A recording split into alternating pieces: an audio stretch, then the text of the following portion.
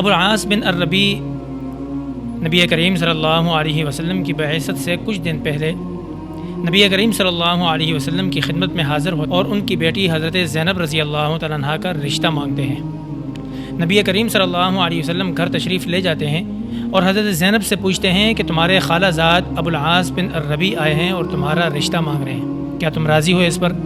حضرت زینب رضی اللہ تعالیٰ عنہا کا چہرہ سرخ ہو گیا اور مسکرائیں۔ نبی کریم صلی اللہ علیہ وسلم واپس آئے اور ابو العاص بن الربی کو کہا کہ میری بیٹی راضی ہے رشتے پر۔ چنانچہ یہ رشتہ طے ہو گیا اور حضرت زینب رضی اللہ تعالیٰ عنہا کے بطن سے ان کا بیٹا علی اور ان کی بیٹی امامہ پیدا ہوئی۔ ابو العاص اسی دوران سفر پر روانہ ہو گئے کہ پیچھے نبی کریم صلی اللہ علیہ وسلم کو نبوت کے دعوے کا حکم ملا۔ آپ نے رسالت کی دعوت دینا شروع کر دی۔ حضرت زینب رضی اللہ تعالیٰ عنہ نے بڑھ کر اور مسلمانوں کی طرح نبی کریم صلی اللہ علیہ وسلم یعنی اپنے بابا کے ہاتھ پر بیعت کر کے اسلام قبول کر لیا۔ ابو العاص سفر سے واپس آتے ہیں تو حضرت زینب رضی اللہ تعالیٰ عنہ ان سے فرماتی ہیں کہ آپ کے لیے بہت ہی عظیم خوشخبری ہے، میرے بابا کو نبی بنایا گیا ہے اور یہ نبوت کے حقدار بھی ہیں، کیونکہ ان سے بڑا صادق اور امین مکہ مکرمہ کے اندر کوئی بھی نہیں ہے۔ ابو العاص یہ سن کر گھر سے باہر نکل آئے۔ حضرت زینب رضی اللہ تعالیٰ عنہ ابو العاص کے پیچھے پیچھے جا رہی ہیں اور ان کو اسلام کی دعوت دے رہی ہیں۔ انہوں نے حضرت زینب رضی اللہ تعالیٰ عنہ کی دعوت کو ٹھکرایا تو حضرت زینب نے فرمایا کہ میرے چچا زاد بھائی علی ابن ابی طالب نے بھی اسلام قبول کر لیا ہے، تمہارے چچا زاد بھائی عثمان بن عفان نے بھی اسلام قبول کر لیا ہے، اور آپ کے دوست ابو بکر صدیق نے بھی اسلام قبول کر لیا ہے، میں نے، میری تمام بہنوں اور میری والدہ حضرت خدیجہ نے بھی اسلام قبول کر لیا ہے۔ ابو العاص نے کہا کہ میں اسلام قبول نہیں کرتا، میں اپنی قوم، اپنے آباء و اجداد کے دین سے جدا نہیں ہو سکتا، ہاں میں اتنا وعدہ کرتا ہوں کہ میں تمہارے بابا کی راہوں کے اندر رکاوٹ نہیں بنوں گا، میں ان کو برا بھلا نہیں کہوں گا۔ حضرت زینب رضی اللہ تعالیٰ عنہ چپ ہو جاتی ہیں۔ یہ وقت گزرتا چلا گیا کہ اس دوران نبی کریم صلی اللہ علیہ وسلم کو ہجرت کا حکم ملا۔ اپنے یار غار حضرت ابوبکر صدیق رضی اللہ تعالیٰ عنہ کو لے کر روانہ ہونے سے پہلے حضرت زینب رضی اللہ تعالیٰ عنہ نبی کریم صلی اللہ علیہ وسلم کی خدمت میں حاضر ہوتی ہیں اور اجازت طلب کرتی ہیں کہ یا رسول اللہ مجھے اجازت دے دیجئے کہ میں اپنے شوہر اور اپنے بچوں کے ساتھ رہنا چاہتی ہوں، میں ہجرت نہیں کر سکتی۔ نبی کریم صلی اللہ علیہ وسلم نے ان کو اجازت دے دی۔ چنانچہ نبی کریم صلی اللہ علیہ وسلم ہجرت کر کے مدینہ پہنچتے ہیں اور یہاں پر اپنا مرکز قائم کرتے ہیں۔ ٹھیک 1 سال بعد میدان بدر کے اندر جنگ کا مارکہ سجنے لگتا ہے۔ مکہ کی گلیوں کے اندر آوازیں لگتی ہیں کہ یہی ایک موقع ہے، اپنے نوجوانوں کو باہر نکالو کہ ہم محمد اور اس کے ماننے والوں کو ختم کر دیں اور اسلام کا نام و نشان مٹا کر رکھ دیں۔ ابو العاص بن الربی جب یہ سنتے ہیں تو وہ بھی فوراً تیار ہو جاتے ہیں جنگ کے اندر شریک ہونے کے لیے۔ وہ وہاں سے رخصت ہونے لگتے ہیں تو زینب رضی اللہ تعالیٰ عنہ بہت خوفزدہ ہوتی ہیں اور منع فرماتی ہیں، لیکن ابو العاص بن الربی کہتے ہیں کہ میں اپنی قوم کے ساتھ کھڑا نہ ہوں تو یہ میری غیرت کے خلاف ہے۔ وہ میدان جنگ کے اندر شریک ہوتے ہیں، جنگ کا میدان سجدہ ہے، نبی کریم صلی اللہ علیہ وسلم یہ جنگ جیت جاتے ہیں۔ کافروں کی طرف سے آئے ہوئے تمام سپاہیوں میں سے 70 مارے جاتے ہیں اور 70 کو گرفتار کر لیا جاتا ہے، اس میں ابو العاص بن الربی کو بھی گرفتار کر لیا جاتا ہے۔ جب مدینہ پہنچتے ہیں قیدیوں کو لے کر تو نبی کریم صلی اللہ علیہ وسلم صحابہ سے باہمی مشاورت کے بعد یہ طے کرتے ہیں کہ تمام قیدیوں سے فرداً فدیہ لے کر ان کو رہا کر دیا جائے۔ حضرت زینب رضی اللہ تعالیٰ عنہ مکہ کے رستوں پر کھڑے ہو کر یہ انتظار کرتی ہیں کہ کوئی خبر سامنے آئے کون جنگ جیتا اور کون ہارا اور میرے خامن کا کیا ہوا۔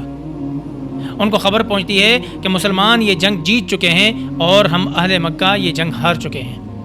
اپنے خامن ابو العاص کا پوچھتے ہیں تو ان کو جواب ملتا ہے کہ وہ اپنی سسر کے قید کے اندر ہیں اور فدیہ مانگ رہے ہیں۔ حضرت زینب رضی اللہ تعالیٰ عنہ دیکھتی ہیں میرے پاس تو کوئی قیمتی چیز نہیں ہے، صرف یہ ایک ہار ہے جو مجھے اپنی والدہ حضرت خدیجہ رضی اللہ تعالیٰ عنہ کی طرف سے تحفتاً ملا تھا۔ وہ ہار اپنے گلے سے اتارتی ہیں اور فدیہ کے طور پر نبی کریم صلی اللہ علیہ وسلم کی خدمت میں پیش کر دیتی ہیں۔ آپ صلی اللہ علیہ وسلم ایک ایک کا فدیہ چیک کرتے ہیں، دیکھتے ہیں اور اس کو رہا کرتے جاتے ہیں کہ اچانک حضرت زینب رضی اللہ تعالیٰ عنہ کا وہ ہار سامنے آ جاتا ہے۔ اس کو پرولتے ہیں، غور سے دیکھتے ہیں، پھر پوچھتے ہیں کہ یہ کس کی طرف سے فدیہ آیا ہے۔ ان کو کہا جاتا ہے کہ یا رسول اللہ یہ ابو العاص بن الربیع کی طرف سے آیا ہے، یہ ان کے لیے ہے فدیہ۔ نبی کریم صلی اللہ علیہ وسلم اس ہار کو سینے سے لگاتے ہیں اور رو پڑتے ہیں، اور صحابہ کرام سے فرماتے ہیں یہ میری خدیجہ کا ہار تھا، اس ہار کو دیکھتے ہی مجھے خدیجہ جیسی وفادار بیوی کی یاد آ گئی، جس نے مجھے مشکل وقت کے اندر سہارا دیا۔ اور روتے روتے اٹھ کھڑے ہوئے اور فرمانے لگے اے صحابہ کرام، ابو العاص برا داماد نہیں ہے، اگر تم اجازت چاہو تو میں ان کو ان کے ہار سمیت مکہ کی طرف روانہ کر سکتا ہوں۔ صحابہ کرام نے دل و جان کے ساتھ اجازت دی اور کہا کہ ہم اللہ اور اس کے رسول کے فیصلے پر راضی ہیں۔ نبی کریم صلی اللہ علیہ وسلم ابو العاص کو کہتے ہیں مجھے تنہائی میں کچھ وقت چاہیے، میں کچھ باتیں کرنا چاہتا ہوں۔ نبی کریم صلی اللہ علیہ وسلم حضرت ابو العاص سے کہتے ہیں کہ مجھے حکم دیا گیا ہے کہ میں اب مسلمانوں اور کافروں کے درمیان میں جدائی کر دوں اور ان کے نکاح ختم کر دوں۔ زینب چونکہ اسلام لا چکی ہیں اور تم نے اسلام قبول نہیں کیا، اس لیے کیا تم زینب کو میرے حوالے کرو گے؟ ابو العاص نے بڑے کھلے دل کے ساتھ یہ فیصلہ قبول کیا اور انہوں نے کہا کہ میں زینب کو آپ کے حوالے کر دوں گا۔ ابو العاص یہاں سے روانہ ہوتے ہیں ہار کو لے کر۔ زینب مکہ کے رستوں کے اوپر بیٹھ کر انتظار کر رہی ہے کہ اس دوران ابو العاص سے ملاقات ہوتی ہے۔ ابو العاص کہتے ہیں کہ تم تیاری کرو، تم اپنے بابا کے پاس جا رہی ہو۔ زینب نے کہا کہ آپ بھی ہمارے ساتھ جائیں گے، کہ آپ بھی اسلام قبول کریں گے؟ انہوں نے کہا میں اسلام قبول نہیں کر سکتا۔ حضرت زینب رضی اللہ تعالیٰ عنہ بڑی مشکل رستوں سے گزر کر مدینہ پہنچتی ہیں۔ نبی کریم صلی اللہ علیہ وسلم ان کو ایک حجرہ، ایک مکان دیتے ہیں جس کے اندر وہ اپنے بچوں کے ساتھ وقت گزار رہی ہیں۔ 6 سال کا عرصہ گزر چکا ہے۔ اس 6 سال کے عرصے کے دوران حضرت زینب کو کئی رشتے آئے، سارے رشتے ٹھکرا دیے گئے، کوئی رشتہ قبول نہیں کیا۔ ابو العاص ایک دفعہ سامان تجارت لے کر شام سے واپس آ رہے ہیں اور مکہ کی طرف جا رہے ہیں کہ رستے سے صحابہ کرام ان کو گرفتار کر لیتے ہیں اور سامان سمیت ان کو پکڑ کر مدینہ کے اندر لے آتے ہیں۔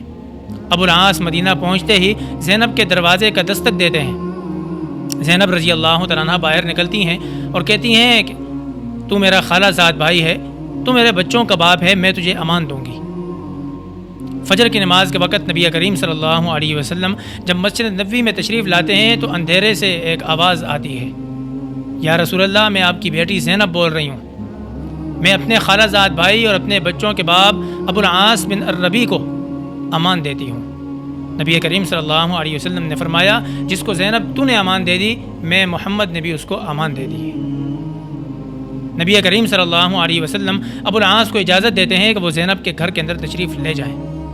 وہ چلے جاتے ہیں، پیچھے نبی کریم صلی اللہ علیہ وسلم جاتے ہیں اور زینب سے کہتے ہیں کہ ان کی خوب خاطر تواضع کرو، ان کی مہمان نوازی کرو، یہ تمہارے خالہ زاد بھائی اور تمہارے بچوں کے باپ ہیں، لیکن یاد رکھیے گا یہ تمہارے لیے حرام ہے، ان کو اپنے قریب نہیں آنے دینا۔ وہ ملاقات ہوتی ہے۔ اس دوران صحابہ کرام سے نبی کریم صلی اللہ علیہ وسلم پھر میٹنگ کرتے ہیں اور مشورہ کرتے ہیں کہ ابو العاص نے جو وعدہ کیا مجھ سے نبھایا، جو بولا سچ بولا اس نے، میں چاہتا ہوں کہ اس کو اس کے سامان تجارت سمیت مکہ کی طرف رخصت کر دوں۔ صحابہ کرام نے اجازت دے دی اور ابو العاص کو اس کے سامان سمیت روانہ کر دیا گیا۔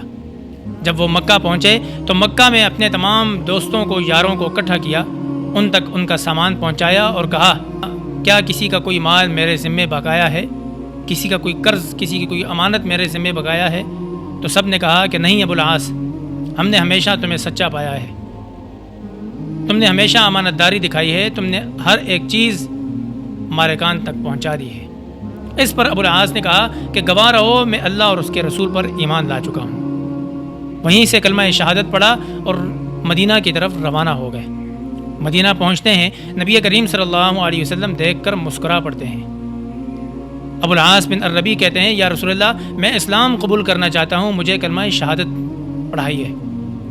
نبی کریم صلی اللہ علیہ وسلم نے اپنے ہاتھ پر بیعت کر کے ان کو کلمہ شہادت پڑھایا اور اپنے دامن میں جگہ دے دی۔ ابو العاص بن الربیع نے نبی کریم صلی اللہ علیہ وسلم سے فرمایا یا رسول اللہ کیا مجھے اجازت ہے کہ میں اپنی بیوی زینب سے رجوع کر سکوں؟ نبی کریم صلی اللہ علیہ وسلم ابو العاص کا ہاتھ پکڑ کر زینب کے دروازے پر جاتے ہیں۔ زینب کو کہتے ہیں کہ زینب تمہارا خالہ زاد بھائی اور تمہارے بچوں کا باپ آیا ہے اور تم سے رجوع کرنا چاہتا ہے، کیا تم راضی ہو اس پر؟ حضرت زینب مسکرائیں، انہوں نے کہا کہ میری طرف سے اجازت ہے۔ اس طرح یہ نکاح دوبارہ برقرار ہوا۔ ابو العاص بڑی خوشی وقت گزار رہے ہیں زینب رضی اللہ تعالیٰ عنہ کے ساتھ۔ 1 سال کا وقت گزرتا ہے کہ حضرت زینب رضی اللہ تعالیٰ عنہ اس دنیا سے رخصت ہو جاتی ہیں۔ حضرت ابو العاص بن الربیع رضی اللہ تعالیٰ عنہ وہ بڑے پریشان اور بڑے غمگین ہیں۔ حضرت زینب کی وفات کے بعد اکثر رویا کرتے تھے اور نبی کریم صلی اللہ علیہ وسلم کی خدمت میں حاضر ہو کر روایات میں آتا ہے کہ بچوں کی طرح سسکیاں بند جاتی تھیں ان کی۔ نبی کریم صلی اللہ علیہ وسلم ان کو سینے سے لگاتے، سر پر ہاتھ پھیرتے اور ان کو تسلی کا حکم دیتے کہ تسلی رکھو۔ وہ اکثر کہا کرتے تھے کہ زینب کے جانے کے بعد یہ دنیا مجھے تنگ سی لگنے لگی ہے، مجھے زینب کی یاد ستاتی ہے، میں زینب کے بغیر وقت نہیں گزار سکتا۔ چنانچہ 1 سال کے اندر ابو العاص رضی اللہ تعالیٰ عنہ بھی اسی غم کی وجہ سے اس دنیا سے رخصت ہو جاتے ہیں۔ ناظرین، محبت ہمیشہ قاتل رہی ہے۔ محترم والدین جو اپنی بچوں کی تربیت کر رہے ہیں، اس واقعے سے ایک بات یہ بھی معلوم ہوتی ہے کہ ہمیشہ اپنی نوجوان بچوں اور بچیوں سے ان کی اجازت لے کر ان کا نکاح طے کیا جائے۔ ہمیشہ اپنے داماد کو عزت دی جائے، جس طرح نبی کریم صلی اللہ علیہ وسلم نے ابو العاص رضی اللہ تعالیٰ عنہ کو ہمیشہ عزت دی، اور وہ اسی عزت کی وجہ سے ہار مان کر نبی کریم صلی اللہ علیہ وسلم کی خدمت میں حاضر ہو گئے اور اسلام قبول کر لیا۔ اس طرح میرے بھائیوں، بہترین داماد بن کر وقت گزاریے، بہترین شوہر بن کر وقت گزاریے، اپنے سسرال کی عزت کیجیے، اپنے سسرال سے کیا گیا وعدہ اس کو نبھائیے، اپنے سسرال سے ہمیشہ سچ بولیے۔ حضرت ابو العاص بن الربیع رضی اللہ تعالیٰ نے ہمیشہ سچ بولا تو نبی کریم صلی اللہ علیہ وسلم نے ہمیشہ ان کی عزت کی، ان کی تعریف کی۔ آج اگر ہم بھی اپنے سسرال کے سامنے ہمیشہ عزت سے بات کریں، ان سے کیا گیا وعدہ نبھائیں، ان کے سامنے ہمیشہ سچ بولیں، تو وہ بھی ہر جگہ پر ہمیں عزت دینے کے لیے تیار ہیں۔ اللہ رب العزت ہمیں بھی نبی کریم صلی اللہ علیہ وسلم اور ان کے صحابہ کے نقش قدم پر چلنے کی توفیق عطا فرمائے۔ آمین ثم آمین۔ جزاکم اللہ خیرہ۔